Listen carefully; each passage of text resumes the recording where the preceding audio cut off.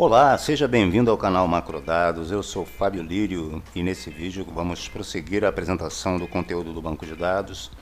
Agora vamos entrar no tópico Bolsas de Valores, que basicamente contém o Ibovespa Futuro e alguns índices da Bovespa.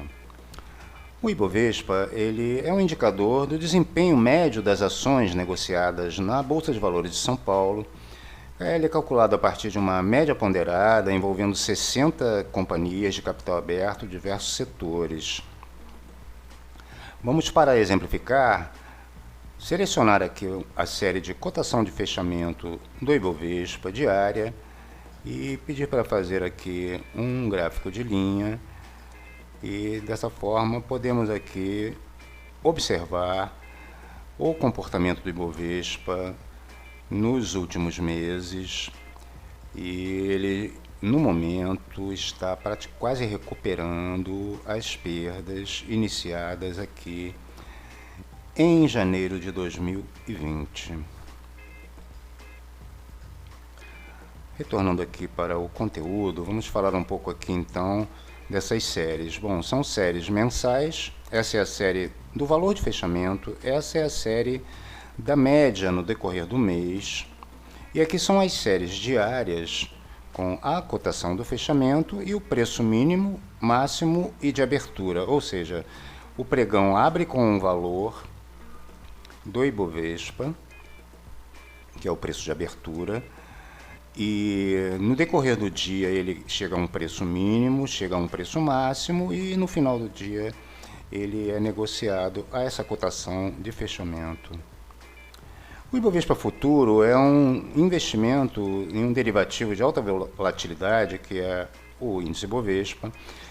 Nesse caso, a rentabilidade desse investimento depende do valor do Bovespa numa determinada data futura. Em suma, é uma aposta na alta ou na queda do índice Bovespa para uma determinada data futura.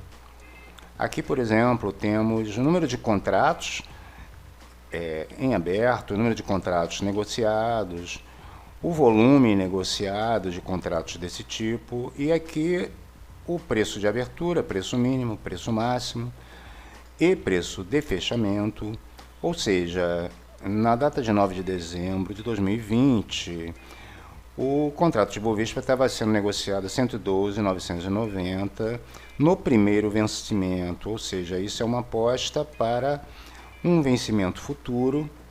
A fonte desses dados é o B3, né? E no caso do Ibovespa Futuro, essa tabelinha aqui nos dá os resultados.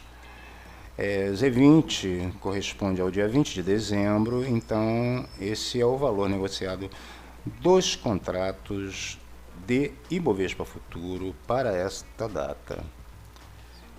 Vamos retornar aqui então para o conteúdo e temos aqui alguns índices da Bovespa. Cada um desses índices corresponde a uma carteira de ativos que se enquadram em determinados critérios. Por exemplo, aqui o IBRX 100 corresponde às 100 principais ações de maior rentabilidade, de maior representatividade. Então existem critérios, né? Aqui, por exemplo, são critérios que as ações precisam obedecer para estar selecionadas e fazerem parte desse índice IBRX. Da mesma forma, os 50 corresponde a 50 companhias. O índice de sustentabilidade empresarial corresponde a um índice que engloba empresas cuja sustentabilidade é reconhecida, baseada em eficiência econômica, equilíbrio ambiental, justiça social e governança corporativa. Da mesma forma, existem outros índices, e cada um deles é composto por uma carteira de ações de empresas que correspondam àquele critério. No caso aqui, empresas de energia elétrica, empresas do setor industrial, ou seja, a coisa é separada pelo tipo de empresa. O próximo tópico é o desempenho contábil por setor, que contém dados que permitem avaliar o desempenho econômico-financeiro de vários setores da economia. Os dados têm como fonte a CVM, que faz uma compilação das empresas de cada setor e produz medianas para compor esses indicadores. Então, por exemplo, o grau de endividamento, que é o quanto a empresa tomou emprestado junto aos agentes financeiros em comparação com o total de seus recursos próprios, é um indicador importante. E uma empresa do setor siderurgia, por exemplo, pode pegar o seu grau de endividamento e comparar com o grau de endividamento médio do setor para saber como está o seu desempenho, se está acima da média, abaixo da média. Da mesma forma, outros indicadores, por exemplo, a liquidez, que mede a capacidade de pagamentos da empresa, o grau de imobilização, que é a proporção do capital próprio que está aplicado em imobilização, em máquinas, em imóveis, por exemplo. A margem bruta, que é o quanto se lucrou com as vendas, descontados os custos de produção. Para exemplificar, vamos, por exemplo, pegar aqui mesmo em siderurgia o grau de imobilização do setor siderurgia e o grau de imobilização do setor de comércio. Vamos fazer aqui uma comparação de forma... Vamos igualar aqui as escalas. Então, o grau de imobilização do setor de siderurgia, que é essa curva em azul, ele, claro, é sempre maior do que o do setor comércio pela quantidade de máquinas, equipamentos imóveis que esse setor precisa para operar. Bom, vamos então prosseguir aqui. Então são vários setores, cada setor usa um conjunto de empresas para produzir esses indicadores que servem para essa finalidade de comparação com a média do setor.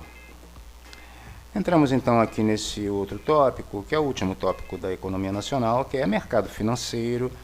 Aqui basicamente temos os indicadores de rentabilidade dos ativos financeiros nacionais, como por exemplo o dólar, o ouro, CDB, a poupança.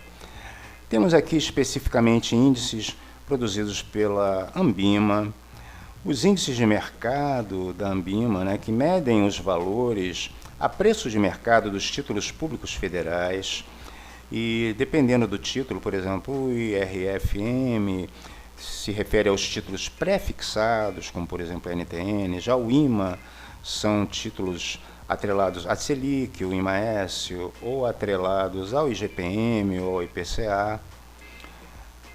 Os índices de duração constante medem o comportamento das aplicações com prazo constante, com prazo fixo. Elas podem estar atreladas ao IPCA também. E os índices de debêntures, especificamente para as debêntures. Aqui nesse tópico, taxas over, temos as taxas de juros referenciais, como por exemplo a Selic, que é disponibilizada da forma mensal, da forma em percentual ao ano, e da mesma forma outras taxas, como a taxa DI e a Ambid. Também umas séries de dias úteis, que podem ser úteis para determinados cálculos financeiros. E aqui, de forma parecida lá com o mercado futuro do Ibovespa, temos o mercado futuro DI, que também se baseia em apostas na taxa DI para vencimentos futuros. Aqui a quantidade de contratos negociados para cada vencimento, contratos em aberto. Algumas taxas referenciais da BMF. Os dados de saldo de poupança, quantidade de captação, rentabilidade, a taxa básica financeira, a TR, a TJLP, que agora é a taxa de longo prazo, dados sobre o ouro spot, valor de fechamento, negociado na BMF também, volume, e para finalizar essas séries que foram descontinuadas por mudança de metodologia. Bem, com isso nós cobrimos toda a parte de economia brasileira nesse último tópico. Espero que vocês tenham gostado. Caso você gostou do vídeo, por favor, deixe seu like, compartilhe com outras pessoas que possam se interessar e não deixe de se inscrever para sempre ficar por dentro dos lançamentos de novos vídeos, ok? Então, por hoje é isso. Até mais.